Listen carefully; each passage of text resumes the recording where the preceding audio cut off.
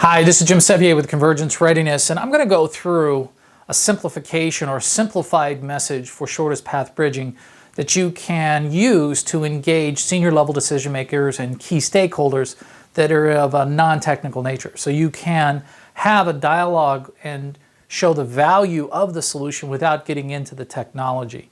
I think one of the ways that I would approach a non-technical discussion is to provide an analogy as to what the technology is actually doing. So if you look at shortest path bridging enhances Ethernet. So that's a pretty technical element that you just don't want to just throw onto a non-technical person's, but that is a capability of shortest path bridging.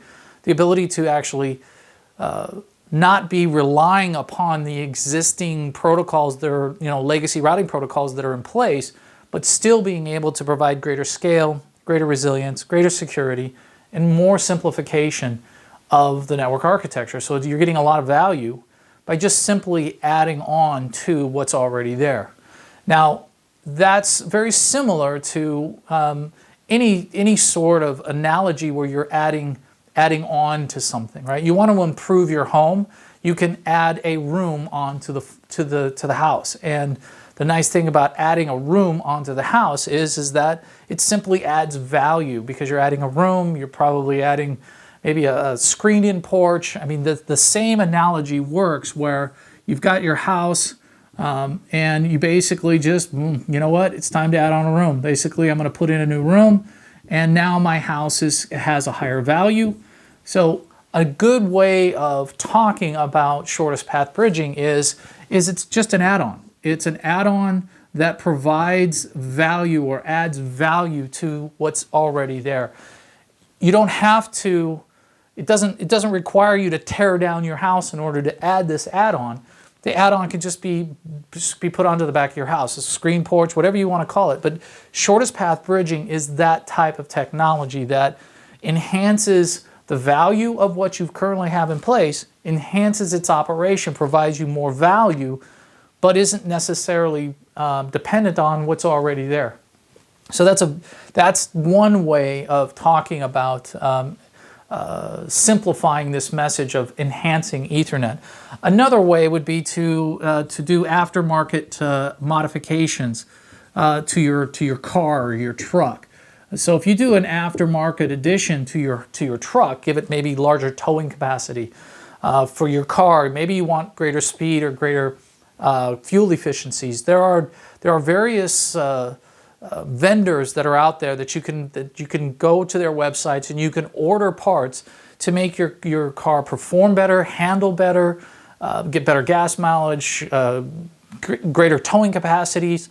I mean, there's a number of different aftermarket add-ons that you can bring to the table that don't require you to have to go out and buy a new car in order to make work. So obviously an option for, let's say, hey, I haven't done this add-on yet, I've got a house, and one of the options is sell the house, get a house that's already got an extra room on it. I mean, that is one way of looking at it. Or buy, sell your car and buy another car that has the things in it that you want. That is one way to go, but that's not the most economically feasible solution in many instances when it comes to the network. You can't just on Friday rip something out and put something new in on Monday morning.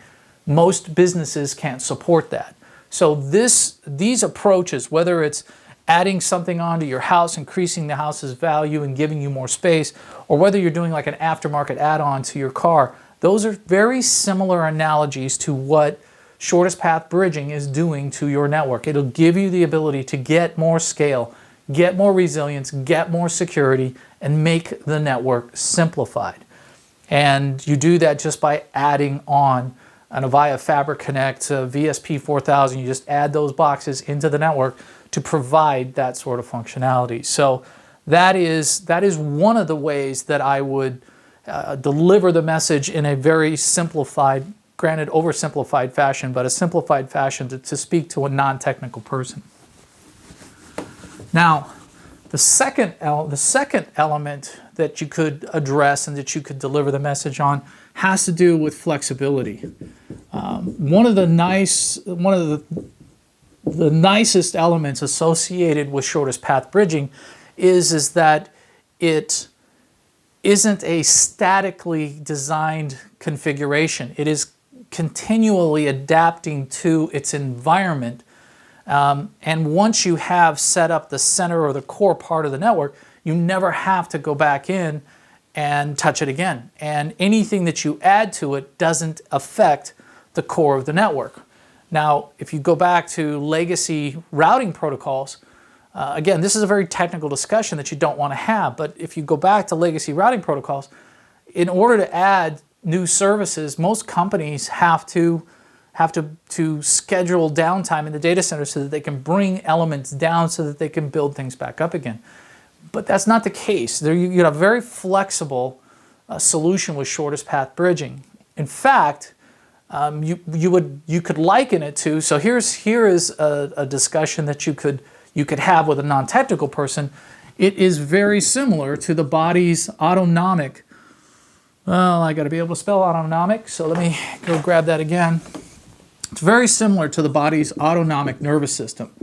So one of the things about your body is that you don't have to think about breathing. You just breathe. Your heart beats. You don't have to think about your heart beating. It just beats. But that's not flexible. That's just normal operation, right?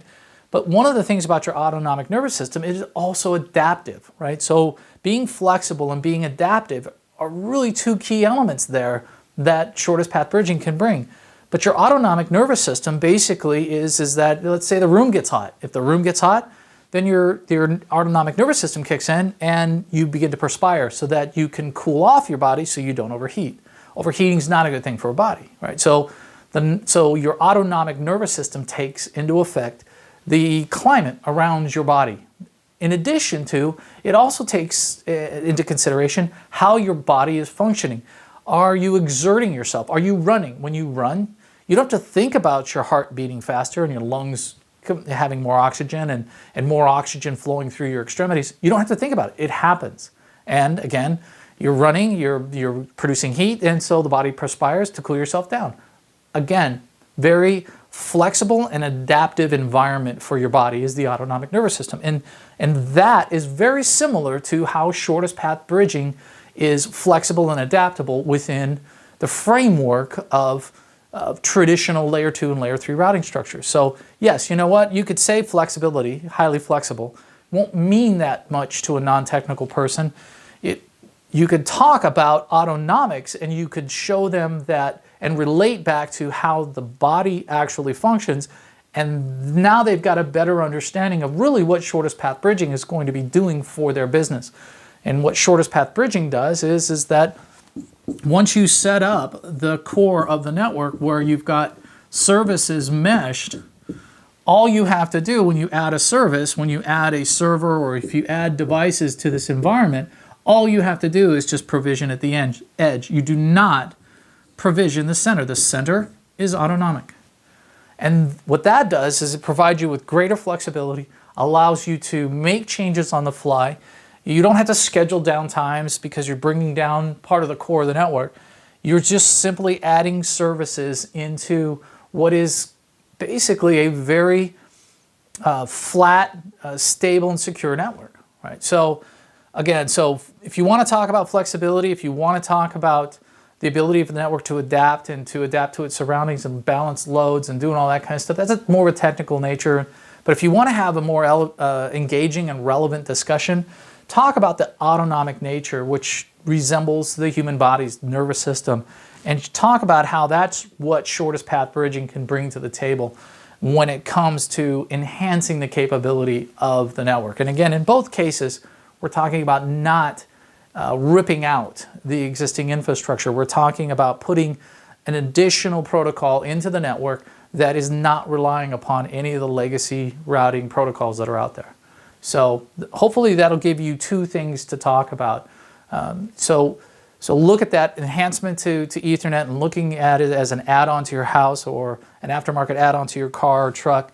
And then also that flexible nature and that autonomic nature about how it represents very similar to your nervous system in your body that is adaptable not only to hey, I don't have to think about it, but it also is adaptable to my environment. And that's really, by the way, that's really one of the big issues with traditional legacy, routing architectures is that they're designed with an environment, with assumptions of an environment, but that environment is continually changing, and the network doesn't and can't change with the legacy routing protocols that are out there. Can't really change all that quickly. So now you've got the ability to put in a network that can adapt, that can be flexible, that can change and respond to the environment, and that's shortest path bridging. So those would be the two examples that I would give you.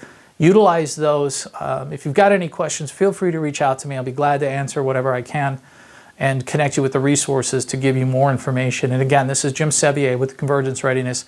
Thank you very much for watching, and I look forward to seeing you on another video soon.